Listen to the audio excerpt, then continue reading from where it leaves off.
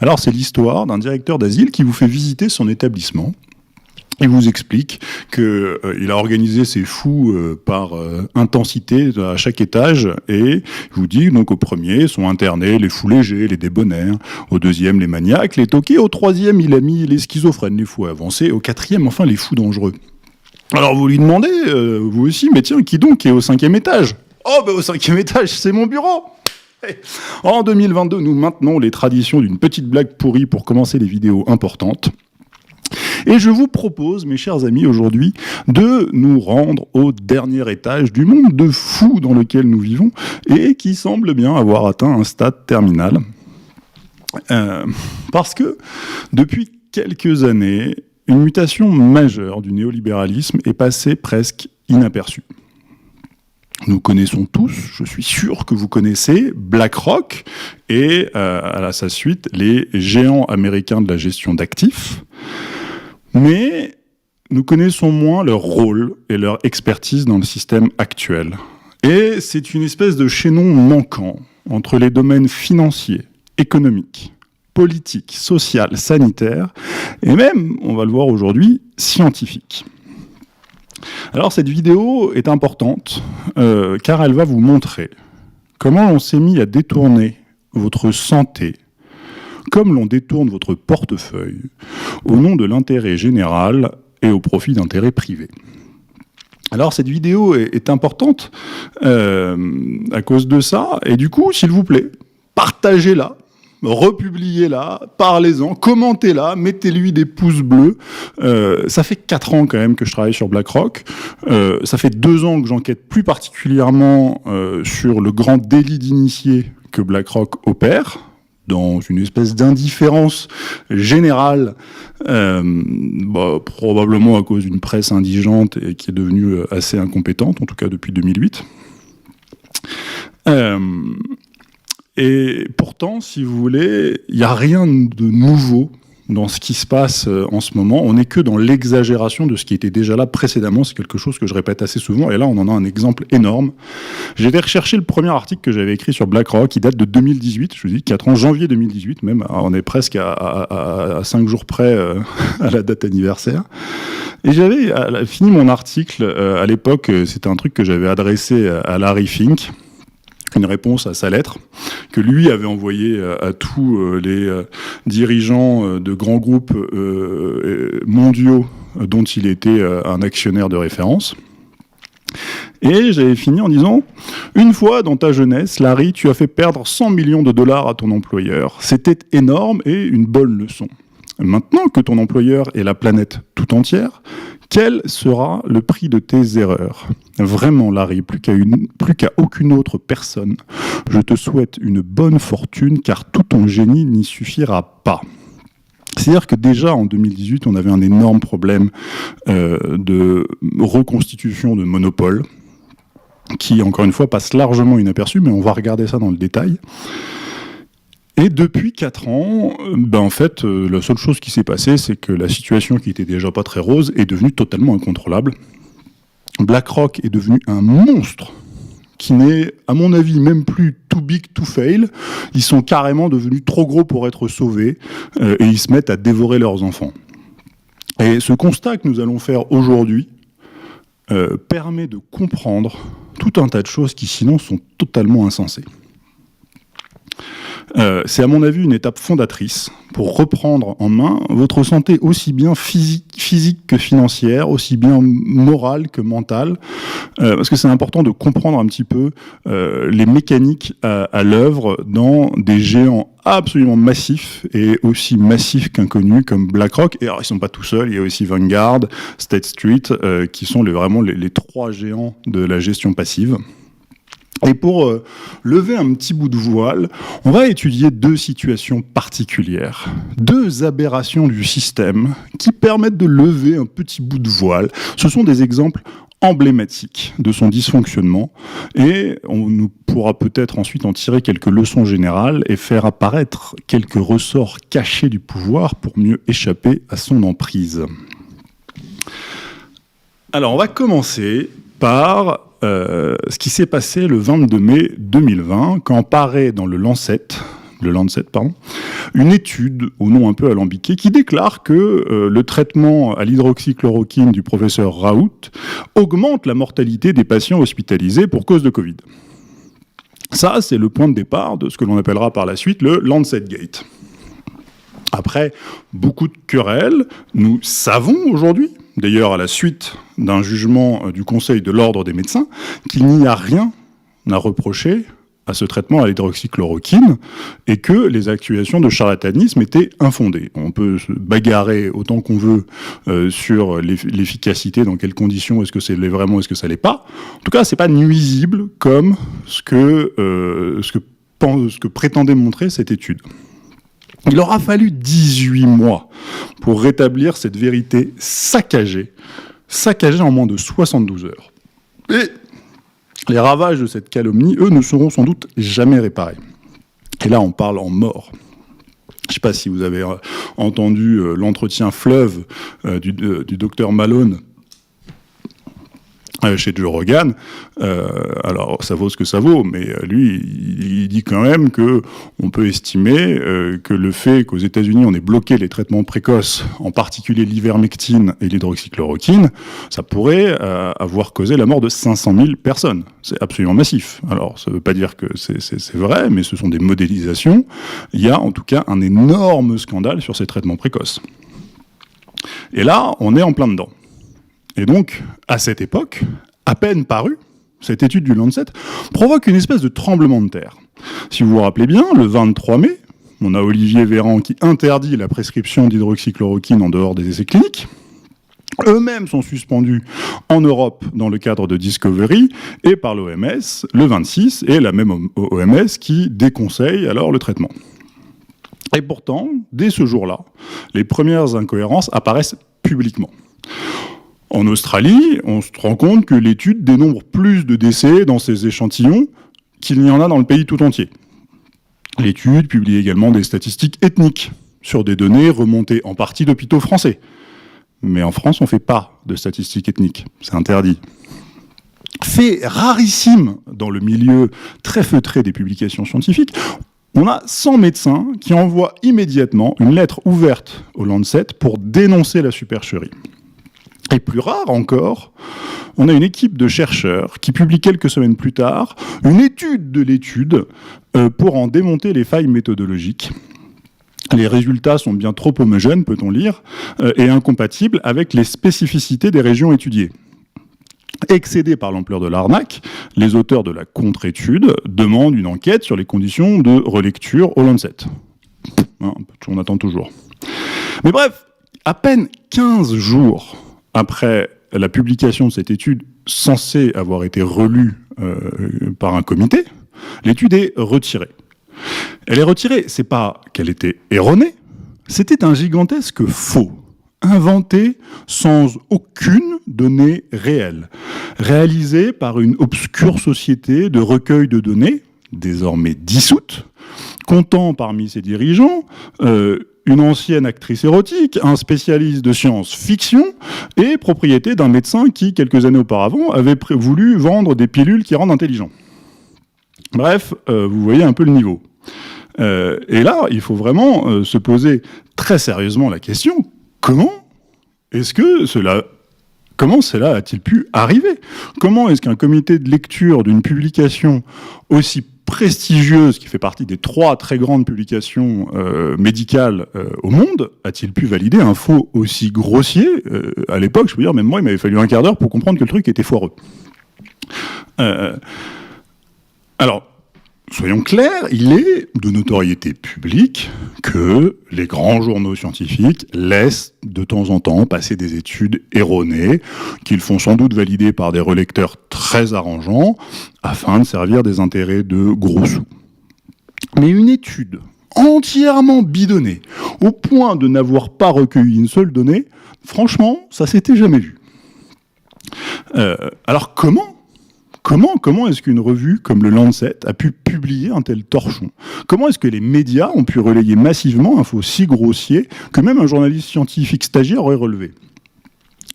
À mon avis, il ne suffit pas comme certains l'affirment, que l'étude a été retirée en 15 jours pour montrer l'efficacité du système des publications scientifiques. Au contraire. Parce que les essais arrêtés à cause de cette étude n'ont pas repris, 15 jours plus tard. La prescription en France, elle, n'a redémarré qu'en catimini. Les médias incompétents ont balayé le sujet d'un revers de la main sans corriger leurs articles et encore moins leurs méthodes. Bref, le mal était fait, c'est pas parce qu'ils ont retiré leur article que le mal a été retiré lui. Mais bon, passez mes chers amis, il n'y a rien à voir. Au Lancet, la réponse a été carrément grotesque. Ils ont immédiatement lancé une enquête. Une enquête sur quoi ? Sur Surgisphère, la société qui avait bidonné l'étude. En revanche, l'idée de balayer devant leur porte et de regarder comment ils avaient validé leur étude, ça ne leur est pas venu. Et c'est assez logique quand on y pense, parce que en fait, le processus de validation du Lancet n'a probablement pas failli. À ce stade de falsification, c'est le contraire en fait. Il n'a pu qu'être élaboré spécifiquement pour laisser passer un bidonnage pareil. Et pour ça, il nous faut remonter au rédacteur en chef, Richard Horton, qui porte une part gigantesque de responsabilité dans ce bazar. Excusez-moi. Et donc ça, est quelque chose d'absolument extraordinaire chez Horton, c'est que quelques semaines après le scandale du Lancet Gate, il a publié un ouvrage très bizarre, intitulé « La catastrophe du Covid-19 », dans lequel il fait porter absolument tout le poids de la crise et la responsabilité des morts sur les gouvernements occidentaux. Il pousse une espèce de gueulante jusqu'à affirmer que désormais, les gouvernements autoritaires prennent meilleur soin de la santé de leur population que les démocraties. A priori, jusqu'à présent, on avait des preuves de l'inverse. Il oublie au passage que, faute de contre-pouvoir, il est assez rare que les statistiques d'un régime autoritaire soient justes et que depuis 2 ans, les grandes démocraties occidentales développent elles-mêmes des pratiques relativement antidémocratiques et sont en train de muer, d'une certaine manière, en régime autoritaire. Et dans cette espèce de bouquin, où il commence par faire l'éloge de l'autoritarisme, il annonce l'avènement d'une sorte de scientisme qu'il appelle biocratie, ou une sorte de gouvernement par les scientifiques, et en particulier par les sciences biologiques. Bon, alors, depuis son poste du Lancet, il observe, il est un observateur privilégié, une sorte de nouveau contrat social entre les gouvernements et les scientifiques qui vivent dans une sorte d'état d'urgence permanent qu'on pourrait voir en France dans notre Conseil de défense. Et il commence dans son bouquin d'abord par se réjouir de cette évolution qui semble, selon lui, compenser une incompétence politique. Mais c'est là où il est intéressant, Horton, c'est qu'après avoir noté que, en fait, et ça c'est très important, les scientifiques sont tout aussi corruptibles que les politiques. Ça c'est peut-être la deuxième phrase la plus importante de son livre. Les scientifiques sont tout aussi corruptibles que les politiques, et il est bien placé pour le savoir. Il finit son ouvrage sur une espèce d'hommage très pessimiste du vice à la vertu. Et ça, c'est la dernière phrase du livre que je voudrais vous mentionner. Le transfert du pouvoir vers la science pourrait s'avérer être une subversion dangereuse des derniers vestiges de nos valeurs démocratiques. C'est pas la première fois que je rencontre cette façon de prédire un avenir aussi inéluctable que, semble-t-il, craint. C'est assez courant, en fait, chez des hommes comme Horton, qui sont compétents, sinon brillants, et qui, sans doute, ont fait passer à un moment leur ambition personnelle avant leurs principes, pour accéder à des fonctions de pouvoir, et qui, finalement, se retrouvent désabusés devant le monde qu'ils ont contribué à créer. Il y a un adage britannique qui dit que celui qui dîne avec le diable devrait s'assurer d'avoir une longue cuillère. Ce qu'on pourrait dire, c'est que sans doute Richard Horton a eu l'orgueil de croire que sa cuillère était assez longue. Et ce qui est encore plus bizarre, donc Horton, encore une fois, on est quelques semaines après le scandale du Lancet Gate, c'est que Horton condamne également dans son livre les études du professeur Raoult et ces pratiques que la plupart des commentateurs estiment douteuses. c'est quand même très gêné comme formule. C'est-à-dire que lui, il pourrait l'estimer douteuse comme un grand, il est quand même le rédac-chef du Lancet. Non, c'est que des commentateurs estiment douteuse. C'est une formule gênée qui vient calomnier affreusement le professeur Raoult et son traitement à l'hydroxychloroquine, mais qui se garde bien de revenir sur l'immense scandale qui frappe son journal. C'est un peu, si vous voulez, l'hôpital qui se fout de la charité, cette affaire-là, c'est le cas de le dire. Mais là encore, si on essaie de se mettre un peu dans la tête d'Horton, il est probable qu'il ne voit même pas le rapport avec le Lancet Gate. Parce que pour lui, le Lancet Gate, cette étude bidonnée, c'est pas une faute scientifique ou éditoriale de sa part, c'est sans doute le prix à payer pour être à la tête d'une revue aussi prestigieuse.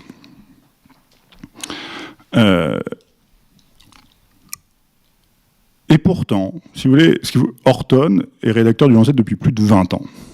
Il est rédacteur en chef depuis plus de 20 ans, et pendant 20 ans, de la fin des années 90 jusqu'à ce scandale, il y a eu des controverses, bien évidemment, il y a eu des choses qui ne sont pas passées dans le Lancet comme dans toutes les revues médicales, mais il n'y en a eu rien, aucun scandale n'avait secoué un journal aussi fortement que le Lancet Gate.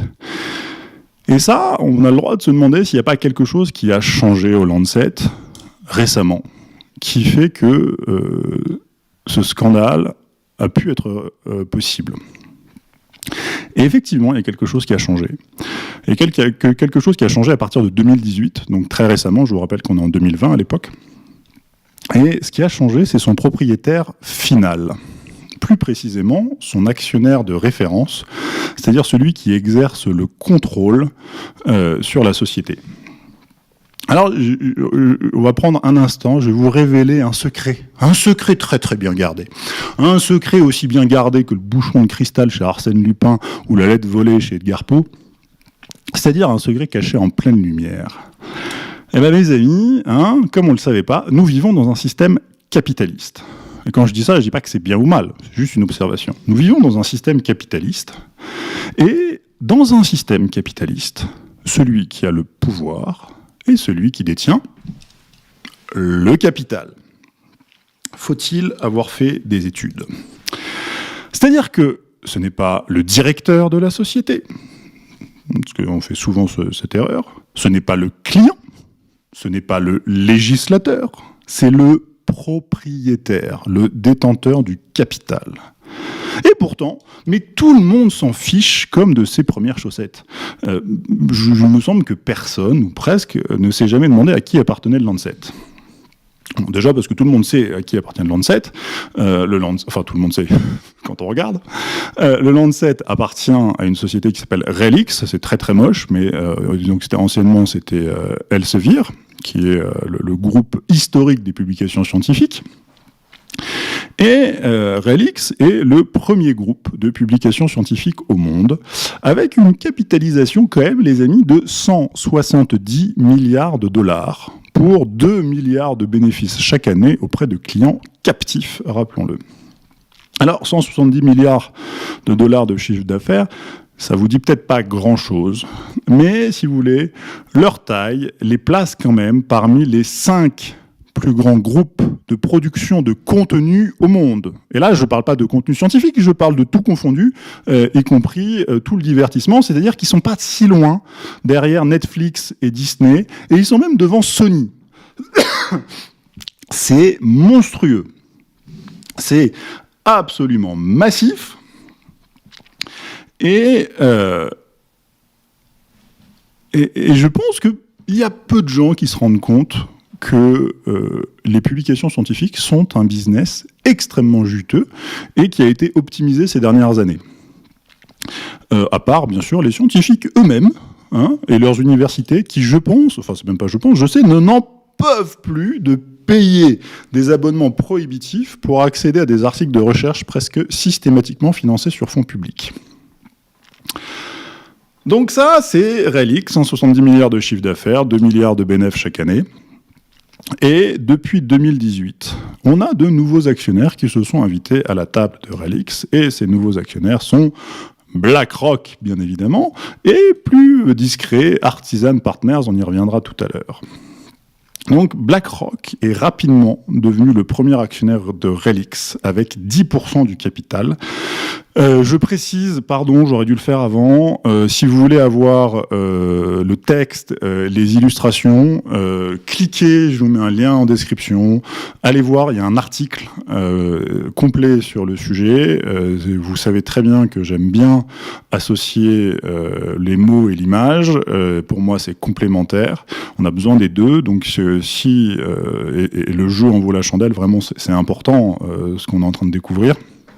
Donc, si vous voulez voir un peu tous les chiffres, les sources, il y a pas loin d'une trentaine de sources pour ce travail. Donc, si vous voulez tout ça, allez voir l'article en description.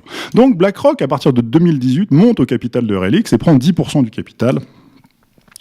Et il monte avec d'autres géants de la gestion d'actifs américains, acquis une position de contrôle. C'est quelque chose qui est très important, qu'on a du mal à comprendre en France. C'est que dans le capitalisme anglo-saxon, à partir du moment où on a 25% du capital, et là on a 25% du capital entre BlackRock, Vanguard, State Street, enfin les grands gestionnaires d'actifs, qui ont une communauté d'intérêts, c'est-à-dire que ces gens sont issus du même nid, c'est les mêmes gants, c'est un peu des clones, quoi.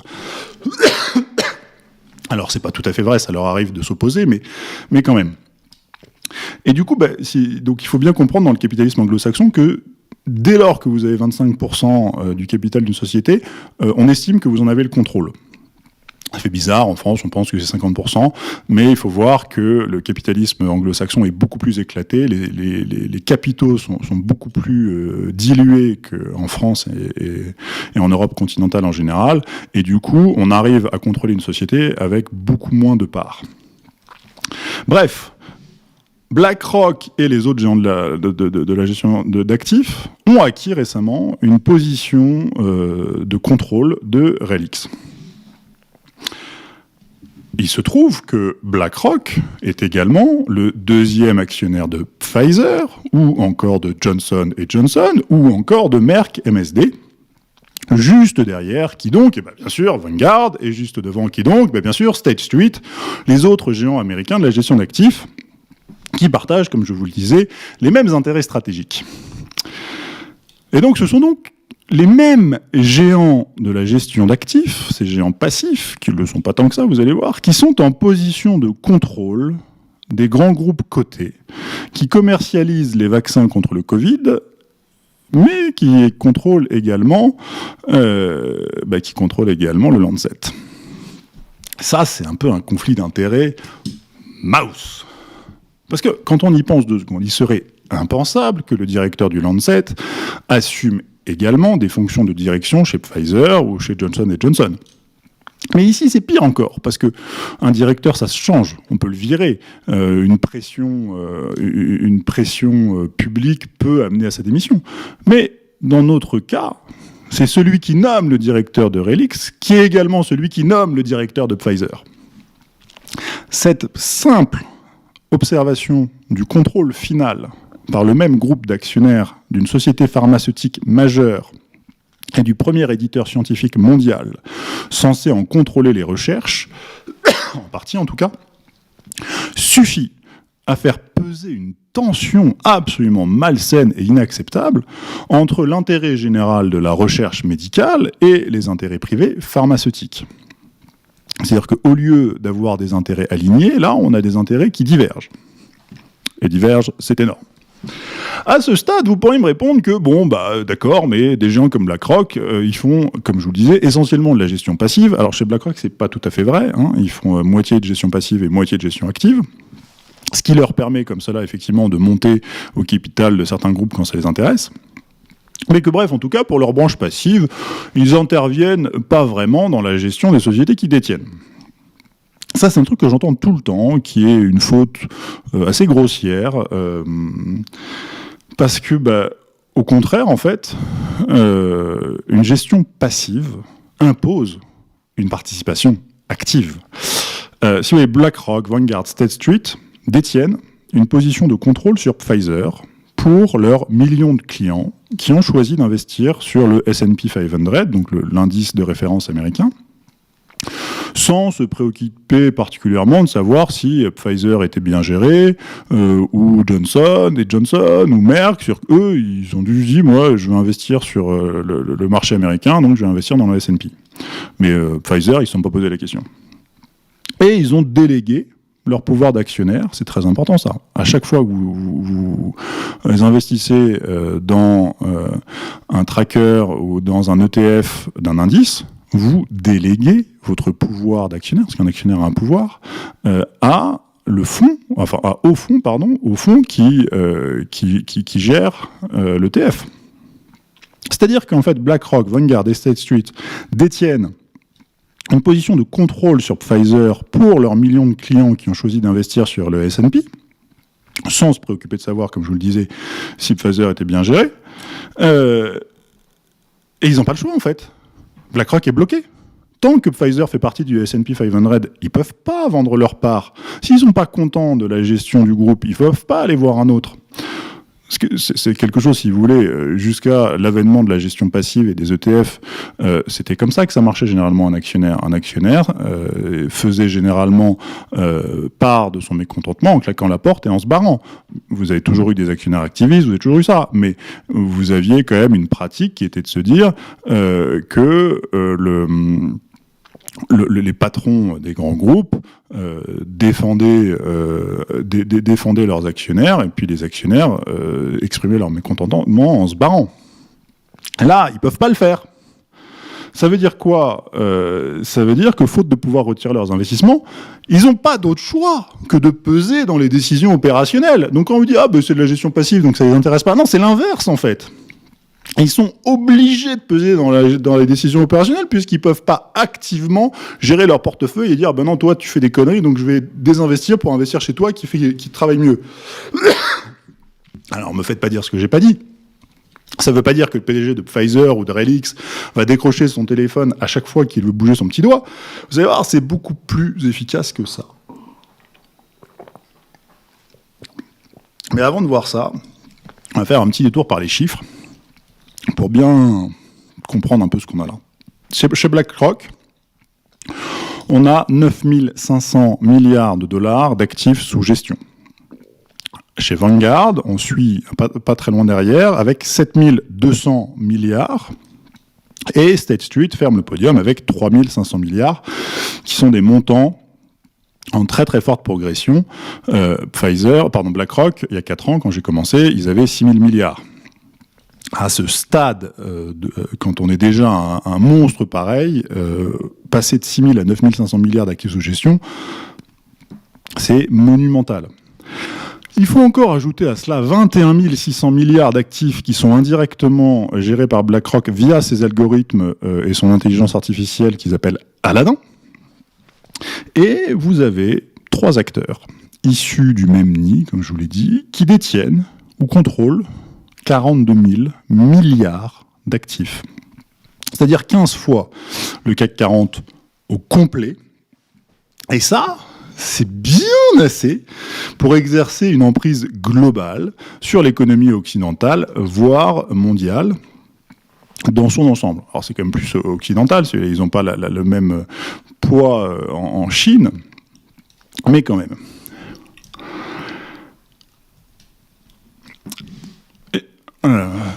Alors, où est-ce que j'en étais ? Donc, on a nos 3 géants de la gestion passive qui contrôlent tout le S&P 500, qui contrôlent les 500 plus grandes entreprises américaines avec des positions dominantes à peu près partout ailleurs aussi. Et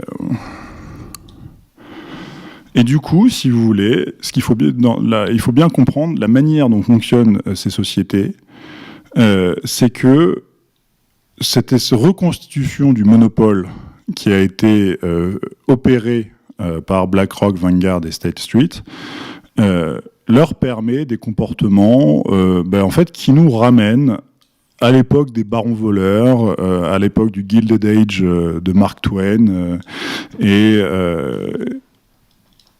et des choses qu'on pensait, c'est des choses qu'on apprend dans les livres d'histoire, comme une période à la fois très riche et très sombre. Hein. Gilded Age, ça veut dire l'âge en or plaqué, c'est-à-dire que derrière les dorures de ces grands barons voleurs, il y avait quand même énormément de pauvreté. Et ça, c'est ce qu'on est en train de retrouver aujourd'hui.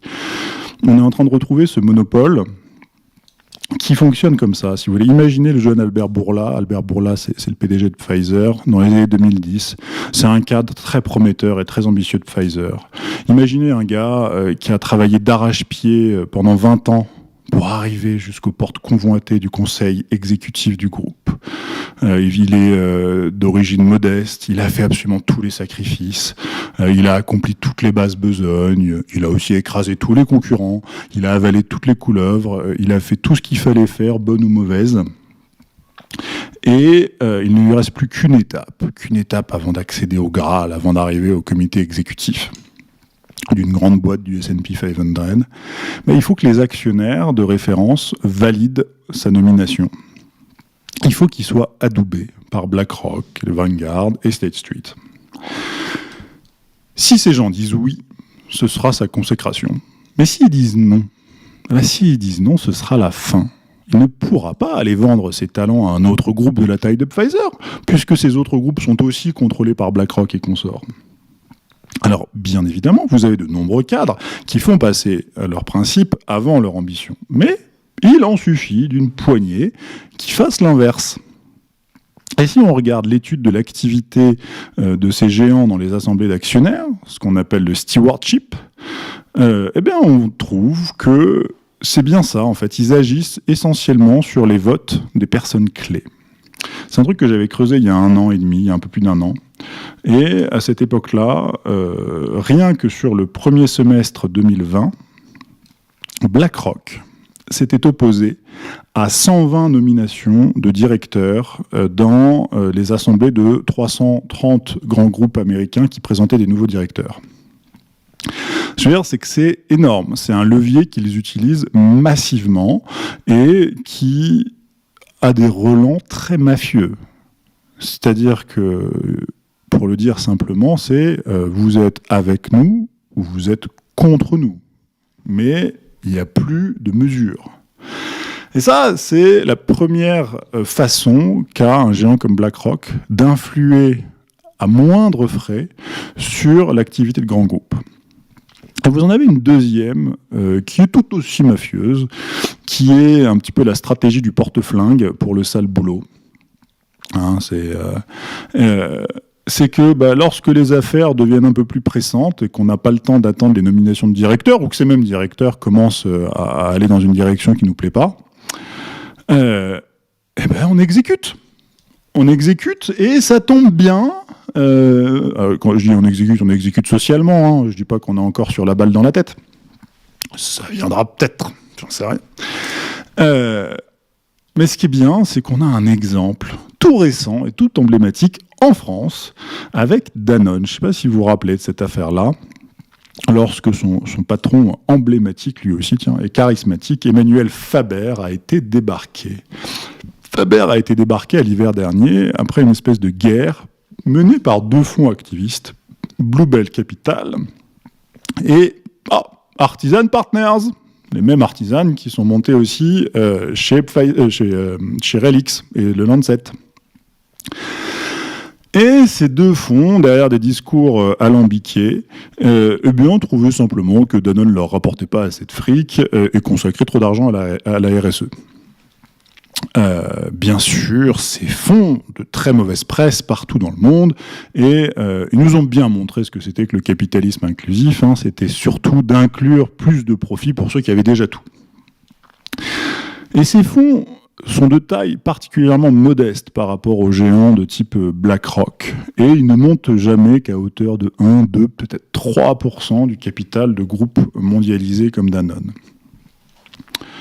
Donc, en temps normal, si vous voulez, ces fonds ont du mal à réussir leurs attaques en France, où l'actionnariat des grands groupes est plus robuste qu'aux États-Unis. Mais Danone est une exception. avec une structure actionnariale très explosée, copiée justement sur le modèle américain, avec des grands fonds de gestion comme actionnaires de référence, en l'occurrence MFS, celui-là on le connaît rarement, et surtout, encore une fois, BlackRock. En tout cas au moment du débarquement de Faber. Ça a un peu changé depuis.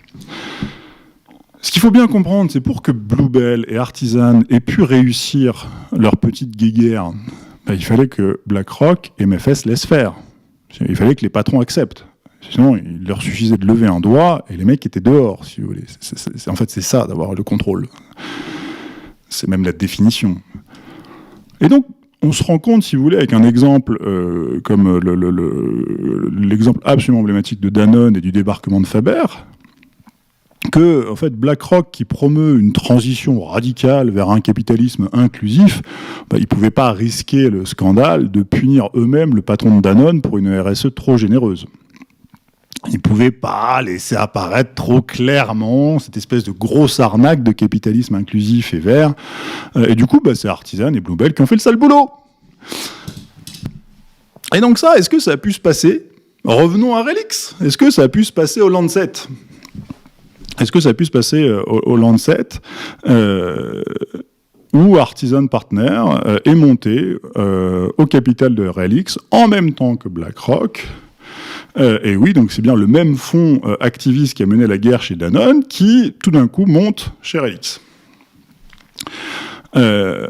C'est jamais qu'une hypothèse. Il n'existe pas de preuve que je connaisse, en tout cas, qu'Artisan ait mené une campagne active chez Relix et au Lancet pour dénigrer activement le traitement à l'hydroxychloroquine.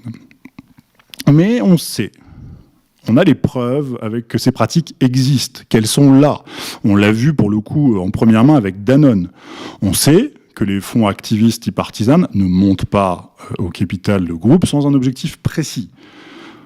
Donc, franchement, je ne serais pas surpris que le Lancet Gate ait été rendu possible, en partie, par ce changement d'actionnaire.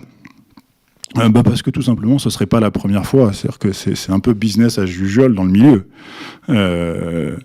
Donc, oui, il n'y a pas de trace en soi. Mais bon, les Américains diraient « follow the money ».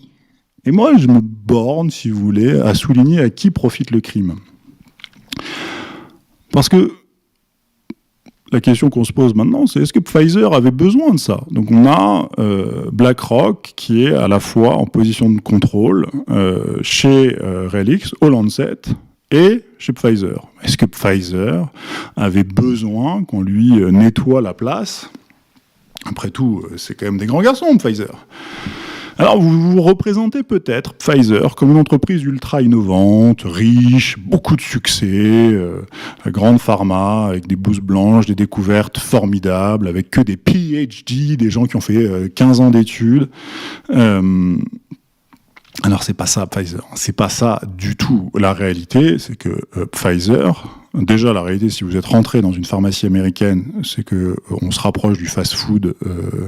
Si vous êtes rentré dans un CVS aux États-Unis, tout d'un coup, la vision positive que vous pouvez avoir de ces grands groupes s'effondre instantanément quand vous voyez l'espèce de merde qui vous vendent au kilomètre d'étalage. Et surtout, c'est que jusqu'à l'année dernière, un peu moins de 2 ans, la réalité est que Pfizer était un géant en sursis dont le chiffre d'affaires ne faisait que baisser depuis 10 ans. Vous aviez une société dont le chiffre d'affaires baissait et qui, en parallèle, avait dû dépenser des fortunes pour protéger son cours de bourse et se mettre à l'abri des appétits voraces des fonds à l'affût de ces géants vacillants. Parce que c'est pas la cour de récré là-bas. Ce qu'il faut bien voir, c'est que Pfizer, entre 2017 et 2019, a dû dépenser 26 milliards de dollars en rachat d'actions pour protéger son cours de bourse. 26 milliards en 3 ans, c'est monumental.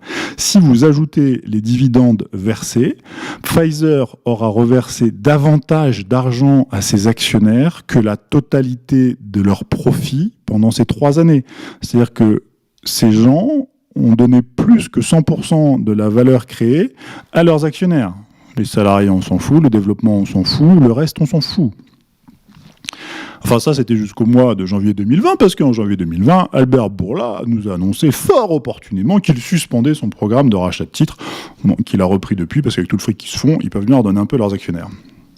Donc, ce qu'il faut bien comprendre, c'est que fin 2019, Pfizer est en ciseaux entre des revenus qui baissent et des dépenses en hausse pour protéger leur cours de bourse. Ils sont mal. Mais ils sont carrément mal. C'est pas du tout l'image de la boîte à gros succès. C'est pas les cadors, quoi. Et ça, il faut pas oublier que c'est pas Pfizer qui a apporté le vaccin. Eux, ils font que prendre le péage pour ouvrir le marché américain. C'est BioNTech qui apporte le vaccin. Et aussi, entre autres, ils font aussi la clé de bras à la Commission européenne. Mais si vous voulez, Pfizer n'apporte pas une espèce de machine de guerre de recherche et développement. Donc, on se rend compte que ce vaccin, d'un point de vue purement business, a transformé Pfizer d'un géant en perdition, en roi de la jungle, en sachant que l'enjeu business était massif, mais qu'on est en droit de se demander à quel moment Pfizer apporte le début d'une utilité sociale. Oui, parce que, alors, je suis désolé, moi je suis un vieux réac qui se souvient encore que la définition d'une entreprise, c'est une raison sociale et une exigence de profit. Dit autrement, une entreprise doit servir la société en créant plus de valeur qu'elle n'en consomme. Et là, franchement, chez Pfizer, je suis pas sûr. Bref, on retrouve chez Pfizer vraiment des dysfonctionnements radicaux, des trucs type baron voleur, des trucs totalement hallucinants. Et donc, oui, Pfizer avait besoin qu'on leur nettoie le passage. Il y avait une question de vie ou de mort pour Pfizer sur cette histoire de vaccin.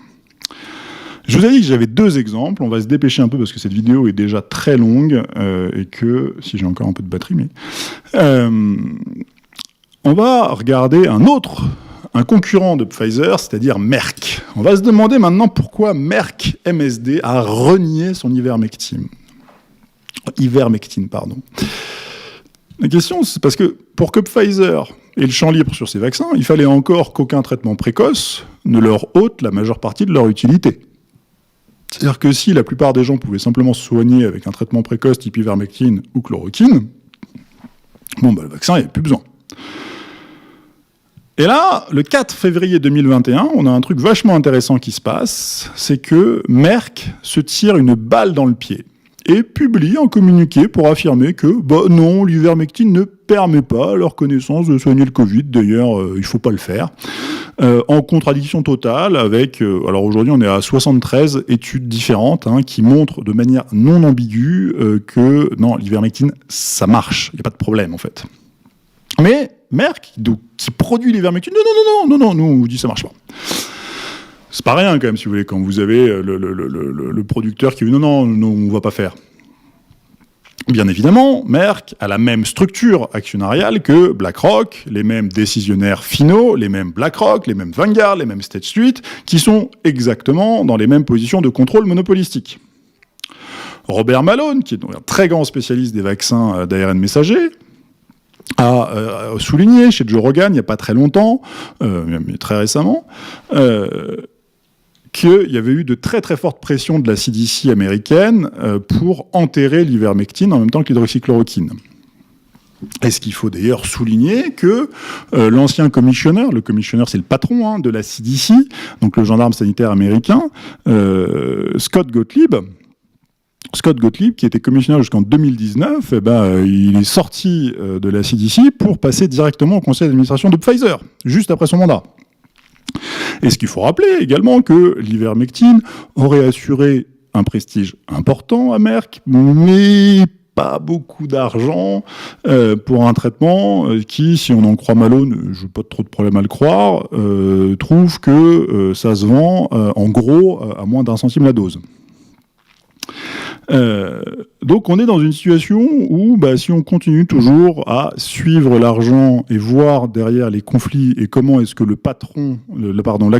l'actionnaire de Merck, qui est le même que Pfizer, aurait eu intérêt à leur dire écoute, vous êtes gentils les cocos, mais nous on a besoin du champ libre chez Pfizer, donc vous enterrez votre truc, et qui d'ailleurs c'est peut-être pas effacé gratuitement pour autant chez Merck. Et ça, il y a un autre truc qui est assez rigolo, si vous voulez, c'est que assez récemment, à cet automne, en septembre 2021, Merck a annoncé le rachat d'Acceleron Pharmaceutical pour 11,3 milliards de dollars. C'est très intéressant cette affaire, parce que c'était une acquisition stratégique pour Merck, qui en avait vraiment besoin, parce qu'ils n'avaient plus assez de nouveaux produits dans le pipe, ils avaient besoin ils ont toujours besoin d'avoir des nouveaux médicaments, et Merck, ils arrivaient au bout, là.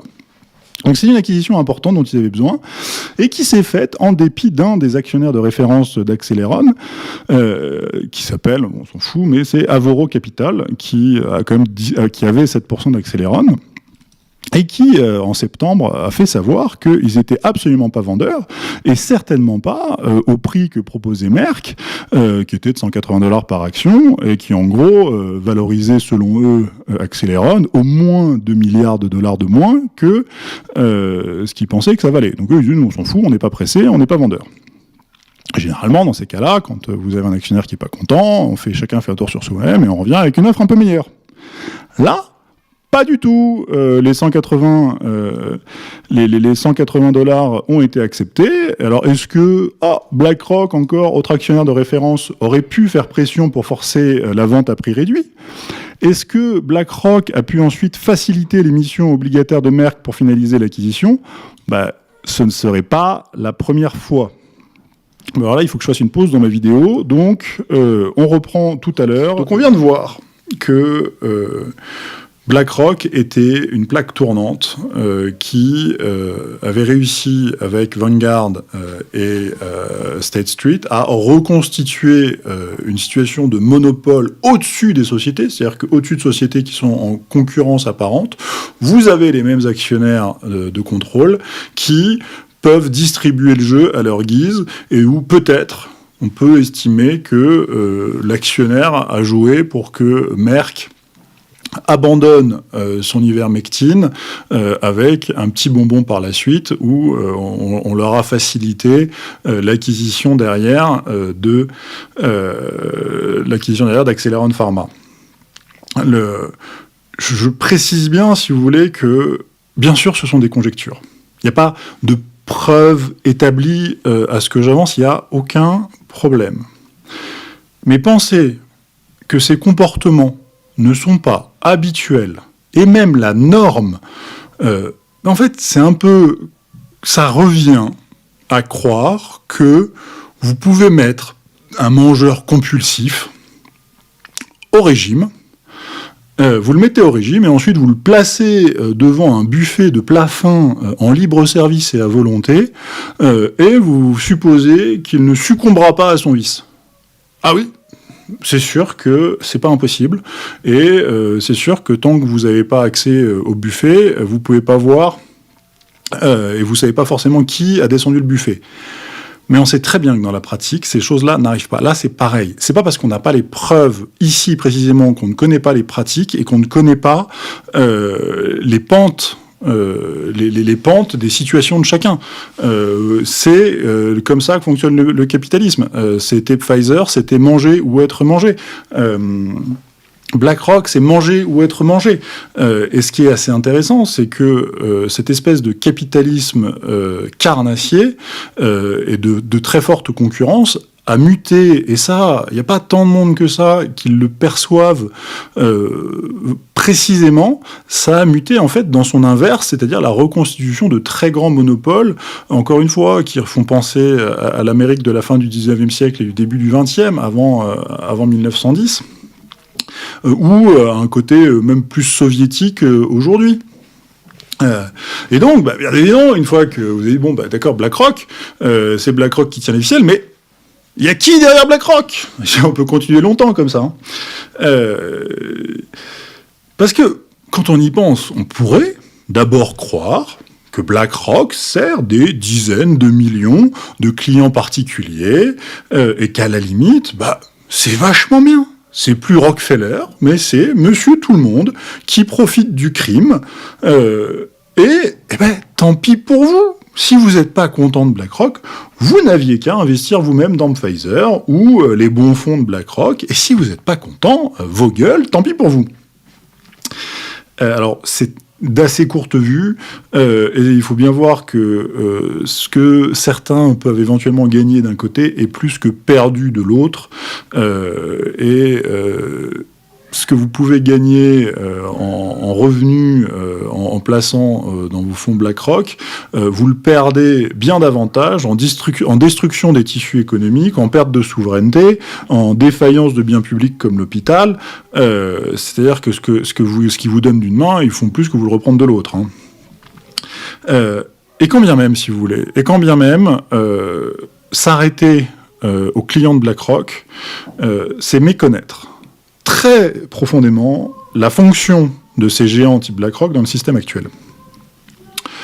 On pourrait croire que la gestion de BlackRock vise, à minima, à rapporter le meilleur rendement possible à ses clients, à leur éviter des cracks, notamment grâce à Aladdin, avec leur grande intelligence artificielle qu'ils développent quand même depuis plus d'un quart de siècle. Ils ont été les premiers à se positionner là-dessus. Fink a été véritablement un visionnaire là-dessus. Sauf que Aladdin, et ça, je connais très très bien le sujet, Aladdin n'a pas de pouvoir prédictif. Pas vraiment, voire même pas du tout.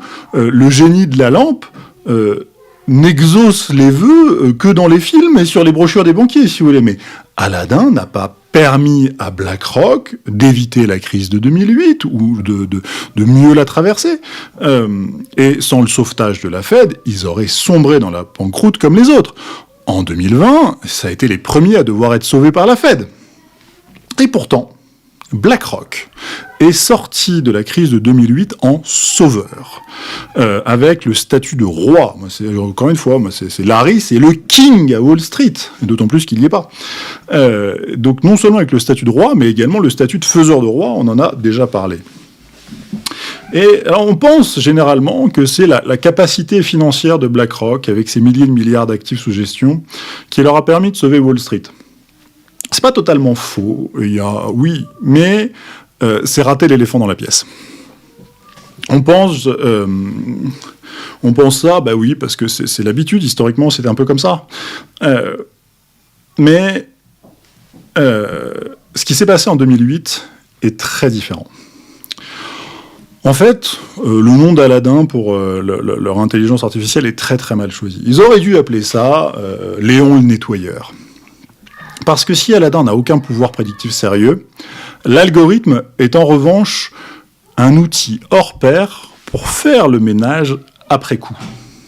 Quand Bear Stearns a fait faillite en 2007, c'est BlackRock qu'on a appelé pour analyser les comptes et faire le ménage. BlackRock a été conseil à la fois de JP Morgan, qui a racheté les actifs sains, et de la Fed, qui a absorbé ceux qui ne l'étaient pas. Encore un énorme conflit d'intérêts pour BlackRock. La même année, c'est le fonds de pension de l'État de Floride qui fait faillite, en 2007 toujours, et c'est encore BlackRock que l'on a appelé à la rescousse. Ils ont réorganisé le fonds en séparant les actifs sains des actifs pourris, puis ils ont été conseillés, l'État de Floride, d'absorber les actifs pourris pour sauver le fonds de pension de ses fonctionnaires, avec, bien évidemment, l'argent du contribuable, bien sûr. Ils ont encore refait le même coup avec AIG. Bref, BlackRock s'est transformé, avec la crise de 2008, en roi absolu de la privatisation des gains et de la mutualisation des pertes. C'est pile je gagne, face tu perds. Et depuis, en fait, ça n'a pas vraiment changé, si vous voulez. BlackRock orchestre un gigantesque délit d'initiés au profit du capitalisme néolibéral dans son ensemble, c'est-à-dire de ceux qui tiennent ce système. Ça ne m'intéresse pas tellement de nommer des gens, si vous voulez, la concentration des richesses depuis notamment la crise de 2008 et même plus précisément depuis 1980, plus largement, suffit à se dire que le contrôle du système s'est extraordinairement concentré et ça s'accélère depuis 10 ans. Et ce qui est intéressant, c'est que si BlackRock n'avait pas été là en 2008, s'ils n'avaient pas justement séparé les bons actifs des mauvais pour nous faire sauver les mauvais et laisser les bons actifs dans le secteur privé, on aurait peut-être fait l'inverse. On aurait peut-être laissé la pourriture aux banquiers qui avaient fait n'importe quoi, et à tous les investisseurs qui les avaient crus, on aurait peut-être sauvé ce qui pouvait l'être par des nationalisations, éventuellement massives et provisoires, comme ce fut le cas par exemple avec General Motors, et comme ça aurait probablement dû être le cas avec Boeing. Et au lieu de cela, c'est BlackRock qui est arrivé et qui a fait prospérer le vice.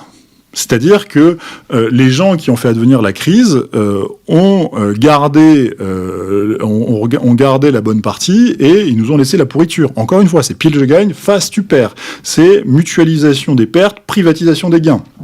C'est malsain au possible comme système. C'est-à-dire que quand celui qui ramasse les gains ne prend pas les risques, ça se passe mal. Ça se finit mal toujours. Et ce passif de BlackRock est essentiel pour comprendre leur action aujourd'hui auprès de la Fed, de la BCE, de la Commission européenne, parce que, en fait, ils n'arrêtent pas de faire la même chose, et même bien pire. Et ce qui est intéressant, on dit souvent que l'histoire bégaye mais ne se répète pas. Lors de la crise de 2020, cette fois, BlackRock a fait du préventif. Plutôt que de faire absorber les actifs pourris décrochés au scalpel par la force publique, ils lui ont conseillé d'arroser tout le monde en masse. Ils ont fait des trucs incroyables, c'est-à-dire qu'ils ont fait racheter leurs propres ETF par la Fed, et ils font de même avec la BCE. Ils orientent eux-mêmes les fonds de l'Union européenne sous couvert de développement durable. Mais attendez, quand on y réfléchit 2 secondes, il faut être devenu complètement fou à Bruxelles pour donner les cordons de la bourse à des Américains en pleine guerre commerciale. Complètement fou ou complètement servile. C'est même BlackRock qui, à un moment, a fait passer les tests, les stress tests aux banques européennes pour le compte de la BCE. Je vous rassure, si vous voulez, ça ne va pas rendre les banques européennes plus solides. Elles ne le sont pas, d'ailleurs. Mais cela permettrait hypothétiquement à BlackRock de siphonner leurs données. Hypothétiquement, bien sûr, car officiellement c'est net, et nous ne savons pas que les intelligences artificielles, ça a besoin de manger de la donnée, et si possible de la donnée un peu confidentielle. Bref, si vous voulez, plus BlackRock étend son emprise, et plus ces gens récompensent la vertu et punissent le vice. Ça serait bien, ça, s'ils récompensaient la vertu et punissaient le vice. Je prends mes désirs pour des réalités. Non. Plus ils étendent leur emprise et plus ils récompensent le vice et punissent la vertu. Excusez-moi de mon erreur. BlackRock est devenu une espèce de cheville ouvrière de notre schizophrénie économico-financière. C'est-à-dire qu'ils nous enferment dans leur fiction financière dont nous mourrons, et peut-être qu'on en a mouru à petit feu depuis 20 ans, mais là, maintenant, on en meurt à grand feu. Et à ce stade, ne pas résister à cette guerre très, comment dire, c'est une guerre ignoble, c'est-à-dire que c'est une guerre qui ne dit pas son nom, c'est-à-dire que c'est très cynique, on voudrait, si vous voulez, vous endormir à coups de morphine pour mieux vous abattre après. Je suis désolé, c'est dur ce que je dis, mais ça fait 4 ans que je travaille sur ces gens-là. Ces gens sont des horreurs. Ces gens, ce qu'ils ont fait des trucs en Amérique du Sud, c'est pas possible, si vous voulez. Ils vous disent, si vous voulez, ils arrêtent pas de ils font l'inverse. Ça fait partie de cette génération qui fait l'inverse de ce qu'ils vous prétendent. Plus ils vous disent qu'ils travaillent pour un capitalisme inclusif, plus ils font l'inverse, en fait. C'est-à-dire que pour eux, le capitalisme inclusif, c'est de prendre les décisions à votre place. C'est-à-dire qu'ils vous incluent dans leurs décisions. C'est-à-dire que nos décisions, ça vaut aussi pour vous. C'est comme ça qu'il faut le prendre, hein. Ce qui est absolument malsain, c'est-à-dire que normalement chacun a sa responsabilité, chacun a ses décisions, et puis on trouve des consensus comme ça s'appelle de l'autoritarisme. Si vous pensez qu'il y a un autoritarisme en France qui se développe, on sait d'où il vient, si vous voulez, il s'est développé ailleurs avant, il s'est développé plus haut, de manière plus fondamentale encore, à cet endroit-là. On est dans un système capitaliste. La détention du capital est reine. Et franchement, à ce stade, ne pas résister à ces gens-là, c'est se faire piller. Comprenez-moi bien, si vous voulez. J'ai pas d'objection particulière à une part de gestion passive dans les portefeuilles ou l'utilisation d'ETF. Il m'arrive d'en recommander dans certains cas, mais l'outil a été détourné par BlackRock et vous connaissez l'adage, c'est la dose qui fait le poison. Ça y est, la dose est devenue mortelle. Et quand bien même, si vous voulez, quand bien même on ferait le choix de se soumettre à la vision de BlackRock, et c'est ce qu'on est en train de faire, si vous voulez, collectivement, nous finirons pillés sans être débarrassés de notre problème fondamental. La fiction financière est devenue irréconciliable avec la réalité économique. Et des gens comme BlackRock nous enferment dans cette fiction pour mieux nous séparer de la réalité économique qui leur serait très défavorable. Parce que ce que je vous ai dit au début de cette vidéo, je suis désolé, elle est trop longue, mais elle est importante, c'est que ces gens-là sont déjà trop gros pour survivre. Si on commençait à remettre les pieds sur terre, on se rendait compte que la première chose à faire, ces gens-là, c'est de les abattre. Non, pas tout à fait. C'est en tout cas de les dissoudre comme on avait fait avec la Standard Oil à l'époque. Mais pas parce que c'était moral, parce que c'était vital, c'était une question de survie, et on y viendra d'une manière ou d'une autre. La question, c'est le temps, si vous voulez. Est-ce qu'on fait ça un peu plus vite, ou est-ce qu'on fait ça à la soviétique 80 ans plus tard, ou même à la chinoise, où là, on met quelques siècles à se réveiller, si vous voulez. Mais bref, par définition, si vous voulez, je ne sais pas combien de temps ça prendra, mais à la fin, on revient toujours au réel, et on a tout à gagner à s'y mettre tout de suite, si vous voulez. Il viendra un jour où tout l'argent public et toutes les dettes ne suffiront plus à maintenir les appétits de ces gens-là, des BlackRock et autres, ne pourront plus alimenter cette fiction de croissance infinie, et ce jour, on ne sait pas quand il arrivera, il peut arriver très vite désormais. Si vous écoutez l'Évangile selon BlackRock, votre patrimoine sera piégé dans cette fiction financière. Il ne pourra pas, ou plutôt c'est l'inverse, il pourra être mobilisé par BlackRock pour continuer son entreprise de sauvetage du petit nombre sur le dos du plus grand nombre, c'est-à-dire vous, mais avec vos armes à vous. C'est-à-dire qu'on retourne vos armes contre vous. Et très sincèrement, face à un tel géant, la seule façon de ne pas perdre, c'est de ne pas jouer. Vous n'avez pas à faire entrer votre patrimoine dans le cercle que BlackRock vous trace. Au contraire, dès que vous en sortez, vous trouvez des perspectives de long terme, vous allez pouvoir trouver de l'or physique comme assurance ultime de votre patrimoine, vous allez pouvoir trouver de l'immobilier résidentiel en dehors des grandes métropoles mondialisées comme rempart contre l'inflation qui revient, vous allez pouvoir trouver des matières premières aussi contre l'inflation pour profiter du grand cycle haussier qui s'était enclenché avant la crise et qui l'a accéléré, et qui est un révélateur de cette fiction financière délirante. Vous pouvez aussi investir dans un peu de Bitcoin, ou même un peu plus, pour vous positionner non seulement sur une révolution technologique majeure, mais aussi sur la promesse de la folie financière des grandes banques centrales qui arrivent. Vous pouvez aussi, une manière d'investir dans le réel, c'est d'investir dans des biens de qualité ou de luxe, des biens de collection, des bonnes bouteilles de vin, des sacs, des produits de luxe. En France, on est les champions de ça. Ces 10-15 dernières années, les très bons Bordeaux achetés en primeur se sont appréciés parfois mieux que la bourse. Ou même la détention en local de parts de PME de votre région que vous connaissez, dont vous connaissez l'appareil productif, dont vous connaissez les gens, et que vous allez aider à se développer pour un retour sur investissement, mais aussi simplement pour habiter votre région, pour prendre part à son développement économique, humain, social, pour être dedans, quoi. Et si vous voulez, ça fait beaucoup de choses, hein. Moi, je passe mon temps à m'en occuper. Tous ces investissements, ça vous permet de mettre tout ou partie de votre patrimoine à l'abri de cette folie financière et de risques de chute. Aujourd'hui, les risques de chute des bourses, c'est plus de 80%, si vous voulez. Ça viendra. Est-ce que ce sera l'année prochaine, dans 2 ans? Est-ce que vous êtes sûr que vous saurez en sortir avant, en sachant que plus tard vous êtes rentré, a priori, plus difficile ce sera d'en sortir au bon moment? Un risque de chute de 80%, un risque de confiscation de votre patrimoine, soit par des taux négatifs. C'est pas parce que l'inflation revient qu'on va remonter les taux. Peut-être, peut-être pas. Mais on a des exemples de l'histoire où les banques centrales ont fait les erreurs suprêmes de maintenir très longtemps des taux très bas, malgré des inflations.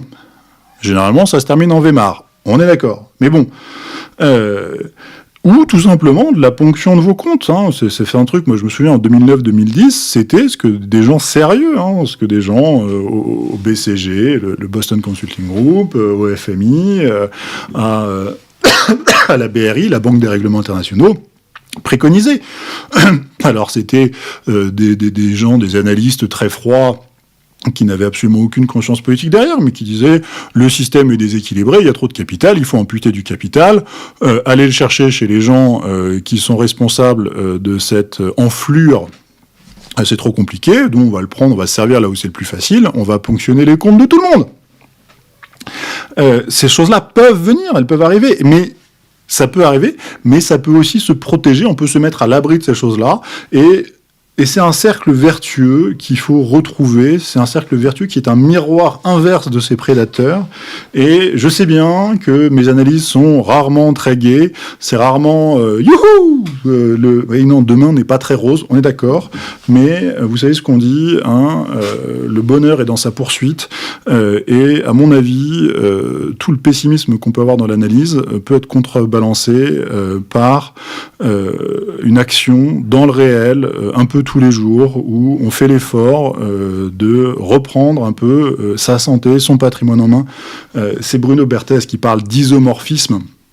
Et je pense qu'il a raison. Moi, c'est pour ça que je suis arrivé sur ces questions de santé. C'est parce que il y a, et j'ai voulu montrer ça dans cette vidéo et dans ce papier, il y a des liens extrêmement forts entre des secteurs qu'on voudrait vous faire croire indépendants.